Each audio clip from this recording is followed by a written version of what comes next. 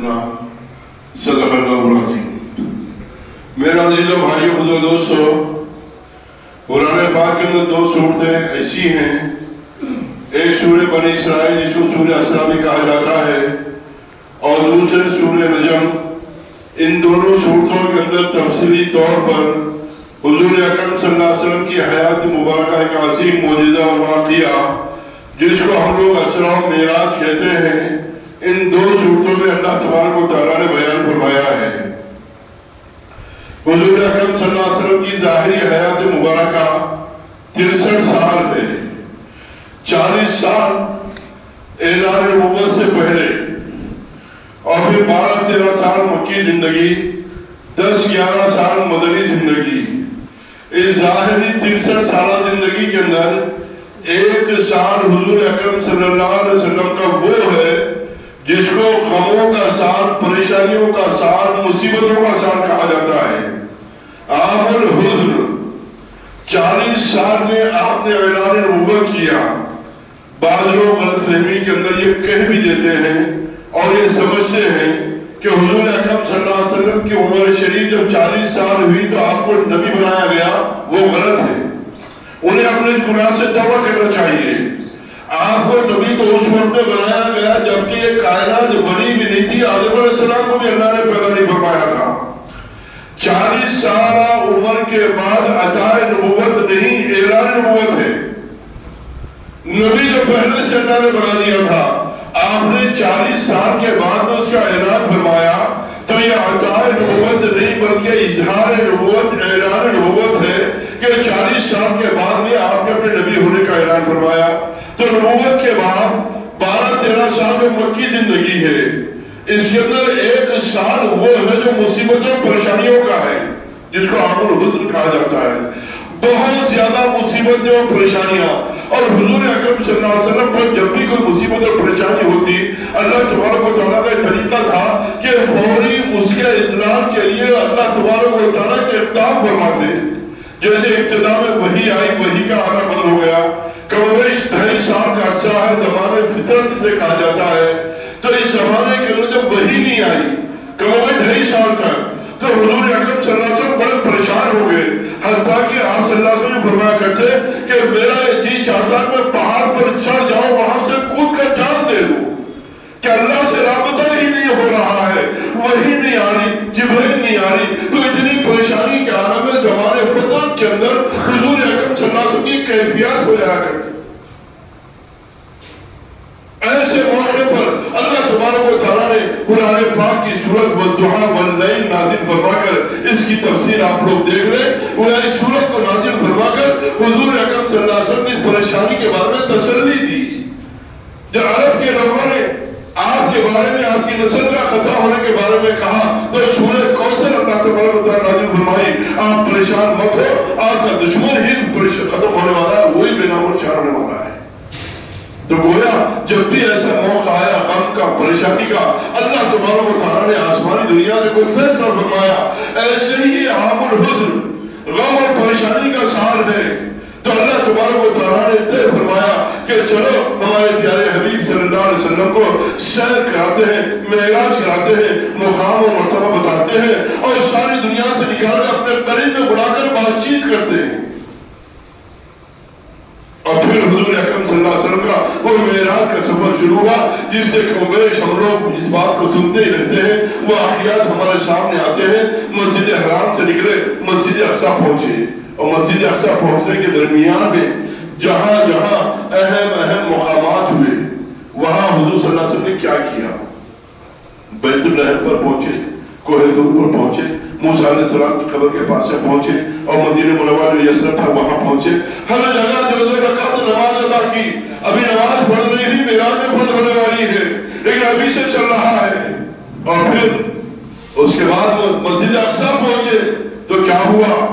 وجیب نماز، امام بھی نبی، نبیوں کا سردار، اور سارے مقتدی، یہ بھی نبی، کوئی غیر نبی اس وقت موجود نہیں، سارے کے سارے نبی۔ اور حضور اکرم صلی اللہ علیہ وسلم فرماتے ہیں جب میں پہنچا مسجد اقصیٰ، سارے انبیاء علیہ السلام کی صفیں بنی ہوئی تھی۔ اور کیا ہوا؟ مجھے گمان بھی نہیں تھا کہ مجھے امامت کے لیے آگے بڑھایا جائے گا۔ میں جیسے پہنچا جب السلام نے مجھ سے کہا کہ یا رسول اللہ نماز پڑھائیے، نبیوں کی امامت کرنا تھا۔ عارفین فرماتے ہیں اگر موسیٰ نماز پڑھاتے، عیسیٰ نماز پڑھاتے، آدم نماز پڑھاتے، ابراہیم نماز پڑھاتے، داؤد نماز پڑھاتے، کیا ہوتا؟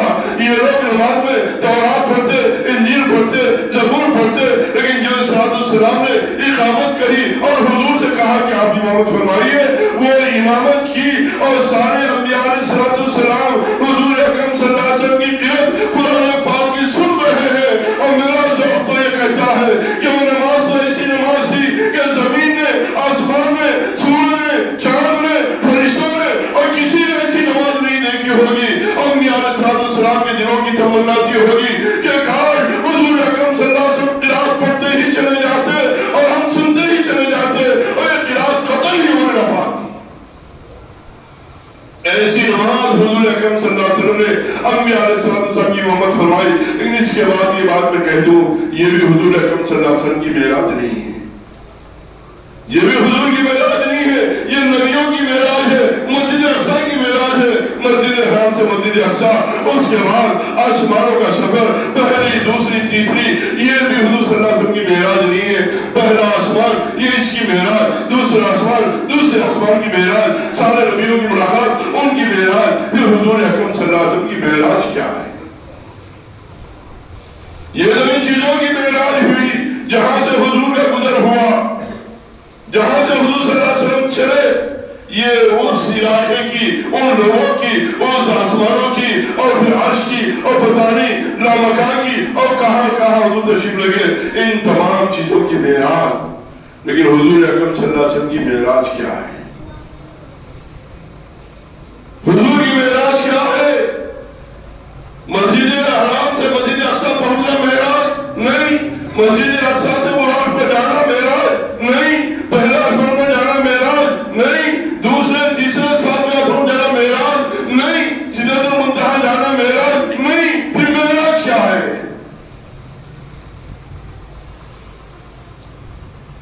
معراج کیا ہے؟ حضور اکرم صلی اللہ علیہ وسلم کی معراج یہ ہے فَكَانَ قَابَ قَوْسَيْنِ أَوْ أَدْنَىٰ۔ جب پہنچے حضور اکرم صلی اللہ علیہ وسلم لامکان میں، ایک مقام سدرۃ المنتہا، یہاں جبرائیل بھی رک گئے، جبرائیل بھی رک گئے، کہا کہ یا رسول اللہ صلی اللہ علیہ وسلم میں اس سے آگے بڑھوں گا تو تجلیات الہیہ کی وجہ سے میرے پر چل جائیں گے۔ عارفین فرماتے ہیں کہ اگر جبرائیل فرشتہ نہ ہوتا، حضور صلی اللہ علیہ وسلم کو چاہنے والا عاشق ہوتا، تو وہاں پر یہ بات کہتا کہ یا رسول اللہ صلی اللہ علیہ وسلم آگے بڑھو، میں چل جاؤں، چلنا میں والا کروں گا لیکن آپ کا ساتھ نہیں چھوڑوں گا۔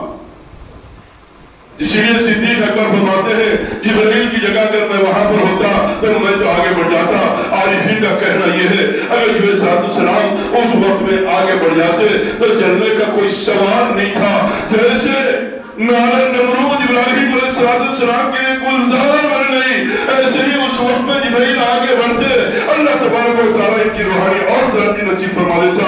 لیکن وہ فرشتہ تھا، فرشتے میں حضور اکرم صلی اللہ علیہ وسلم سے محبت کرنے والے میں زمین اور آسمان کا فرق ہوتا ہے۔ اس لیے فرشتوں کی نماز کی اتنی زیادہ اہمیت نہیں ہے جتنی ایمان والوں کی نماز کی بہت زیادہ اہمیت ہے۔ ایمان والے کی 2 رکعت یہ جبرائیل کے 70 سال کی عبادت سے زیادہ اہمیت رکھتی ہے۔ کیوں؟ یہ فرشتوں کی عبادت اللہ تبارک و تعالیٰ کو اتنی زیادہ پسند نہیں ہے جتنی پسند بندوں کی عبادت ہے۔ جب بندہ عبادت کرتا ہے اللہ تبارک و تعالیٰ کو بہت زیادہ رحم اس کے اوپر آتا ہے۔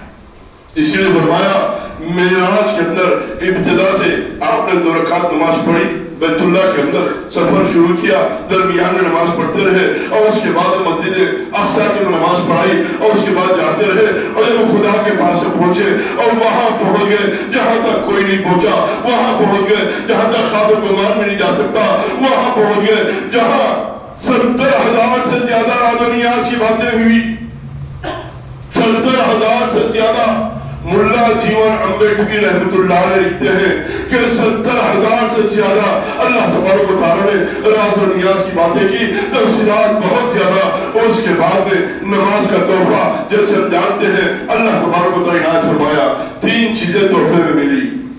سورہ بقرہ کی آخری 2 آیتیں امن رسول والی، اور دوسرے 50 نمازوں کا تحفہ جو بعد میں 5 ہو گئی، اور تیسرے اللہ نے اس بات کا وعدہ فرمایا جو شرک نہیں کرے گا اس کو میں معاف فرما دوں گا۔ یہ 3 باتیں معراج کی، اس لیے 3 چیزوں کو مضبوط کے ساتھ میں پکڑنا ضروری۔ ایک تو یہ کہ نماز یہ بہت زیادہ ضروری، اور دوسرے شرک سے بچنا بہت زیادہ ضروری، اور تیسری بات جو اللہ تبارک و تعالیٰ نے آسمانی دنیا پر اپنے عرش کے خاص خزانے سے سورہ بقرہ کی آخری جو آیتیں دی ہیں اس کے اندر بڑے راز چھپے ہوئے ہیں، اس کے مطابق عمل کرنا ضروری۔ وہاں پر یہ ساری چیزیں اللہ تبارک و تعالیٰ نے عنایت فرمائی، اور جب واپس آئے تو موسیٰ علیہ السلام نے 5 نمازیں۔ آخر موسیٰ علیہ السلام ہی کیوں ملے؟ ابراہیم سے بھی یہ کام ہو سکتا تھا جو جلدی امجد ہیں، آدم علیہ السلام سے کام ہو، لیکن موسیٰ علیہ السلام سے کیوں؟ موسیٰ علیہ السلام نے کہا تھا اللہ میں تیرا دیدار کرنا چاہتا ہوں، میں تیرا دیدار کرنا چاہتا ہوں۔ نے کہا نہیں، جب اللہ نے حضور صلی اللہ علیہ وسلم کو بنایا اور دیدار کرایا، ایک بار نہیں اور کتنا دیدار۔ بعض محققین نے لکھا ہے، عارفین نے، ہم یہ سمجھتے ہیں کہ تھوڑی دیر میں معراج کا واقعہ، اور نہیں، عارفین نے لکھا ہے کہ 26 سال کا عرصہ اس میں لگا ہے، اور کائنات جہاں کی وہیں ٹھہری ہوئی تھی۔ اور کیسے ٹھہر گئی؟ جیسے گھڑی کے اندر سے آپ سر نکال دو، 12 بجے آپ نے سر نکال دیا، 1 سال کے بعد بھی آگے اس میں سر لگاؤ تو گھڑی 12 بجے گی، سر نکل گیا، گھڑی رک گئی۔ اب دوبارہ جب سر اس میں ڈالو گے تو وہی سے وقت شروع ہو جائے گا۔ اسی لیے فرمایا یہ حضور اکرم صلی اللہ علیہ وسلم اپنے بستر سے چلے، واپس آئے، بستر گرم تھا، دروازے کی کنڈی ہل رہی تھی، وہ ہل رہی تھی، حتیٰ کہ حضور نے فرمایا میں جا رہا تھا، جاتے میں میرے سر کو ایک ٹہنی لگی، جب میں واپس آیا وہ ٹہنی ویسے ہل رہی تھی۔ اللہ تبارک و تعالیٰ نے اس کائنات کی جان کو اپنے پاس سے مڑا لیا تو پوری کائنات ساکت ہو گئی، جیسے گھڑی میں سے سر نکال دیا جاتا ہے، ہر چیز وہیں پر رک جاتی ہے۔ ایسے اللہ نے ساری کائنات کو روک دیا اور اپنے پاس بلایا اور سب کچھ عطا فرما دیا، اور ساری چیزوں کی حقیقت سامنے لگا دی، اور پورے دنیا اور آسمان اور سارے خزانوں کی چابیاں حضور اکرم صلی اللہ علیہ وسلم کے حوالے کر دی، اور اس کے بعد میں حضور کو تحفہ دیا نماز کا کہ میری امت کے لیے کیا معراج میں کیا ہوا۔ اللہ اتنے قریب حضور صلی اللہ علیہ وسلم کے، اور حضور صلی اللہ علیہ وسلم اللہ کے اتنے قریب۔ بڑی اہم بات کہہ رہا ہوں، اس کے اندر بہت سے راز چھپے ہوئے ہیں۔ اللہ حضور سے قریب اور حضور اللہ سے قریب، قرب ملا، ہم کلامی ملی اور تعلق ملا، یہ تمام چیزیں اس کے ساتھ میں دیدار الہی، ان تمام چیزوں کا مجموعہ اللہ تبارک و تعالیٰ نے اس امت محمدیہ کو نماز کی صورت میں دے دیا، اور نماز ایسی یہاں سے وہاں تک معراج کے سفر میں نماز، اور واپسی کے بعد میں پھر نماز کی فرضیت اور پھر نماز سے جو امت کا تعلق ہوتا، اس کے لیے بتا دیا میں نے جن آنکھوں سے دیدار الہی کیا، اے میرے ماننے والے، ان آنکھوں کی ٹھنڈک اگر تم پہنچانا چاہتے ہو تو نماز کا اہتمام ہے۔ اللہ ان باتوں کو سمجھنے کی من کرنے کی توفیق نصیب فرمائے۔ وآخر دعوانا الحمدللہ۔